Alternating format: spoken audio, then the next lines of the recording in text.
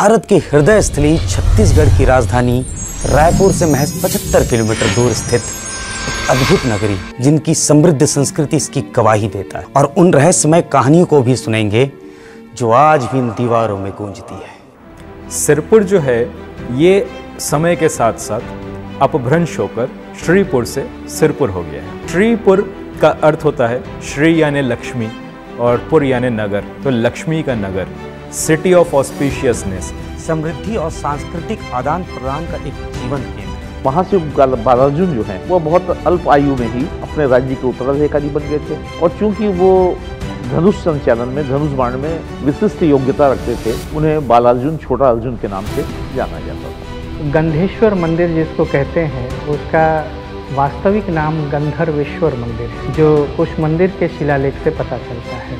स्थानीय लोगों को पूछें कि भाई इसका नाम आखिर गंधेश्वर क्यों पड़ा, तो वो बताते हैं कि इस मंदिर में जब आप प्रवेश करते हैं तो एक विशेष प्रकार की गंध आपको सूंघने को मिलती है। कुछ इतिहासकार और पुरातत्वविदों का मानना है कि महानदी में आई बाढ़ ने इस मंदिर को ध्वस्त कर दिया होगा, तो कुछ इसे युद्ध और आक्रमण का परिणाम मानते हैं। 5th सेंचुरी से हमारे पास में बहुत अच्छे साक्ष्य, बहुत अच्छे प्रमाण मिलते हैं यहाँ के इतिहास और यहाँ के पुरातत्व के बारे में।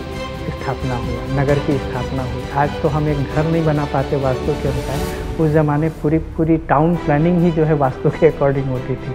व्यापार और संस्कृति का एक संपन्न केंद्र, जहाँ प्रमुख मार्गों का संगम होता था। महानदी और पूर्वी तट तक की इसकी पहुँच ने इसे व्यापार का केंद्र बनाया। तो सिरपुर में जो एक्सकेवेशन हुआ है, जिसमें बहुत बड़ा मार्केट एरिया एक्सपोज हुआ है, उस मार्केट एरिया को आप देखिए तो वहाँ पे जितने ट्रेडर्स क्लास थे, उन सब के हाउसेज में अंडरग्राउंड ग्रेनरीज बने हुए हैं। मानव निर्मित बंदरगाहों के अवशेष इतिहास के किताब के वो पन्ने हैं जो हमें प्राचीन काल की अर्थव्यवस्था, समुद्री यात्रा और शिल्प कौशल के बारे में अनमोल जानकारी देते हैं। और यही खारून नदी शिवनाथ की सहायक नदी है, और शिवनाथ महानदी की सहायक नदी सारे व्यापारिक केंद्रों को आपस में एक दूसरे से कनेक्ट करता था।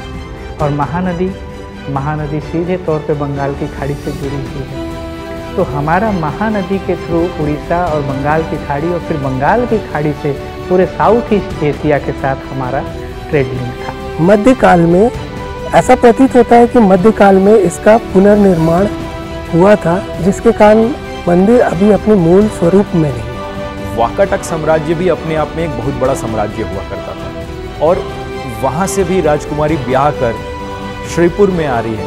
मतलब श्रीपुर का प्रोमिनेंस दक्षिण भारत तक भी फैला हुआ है।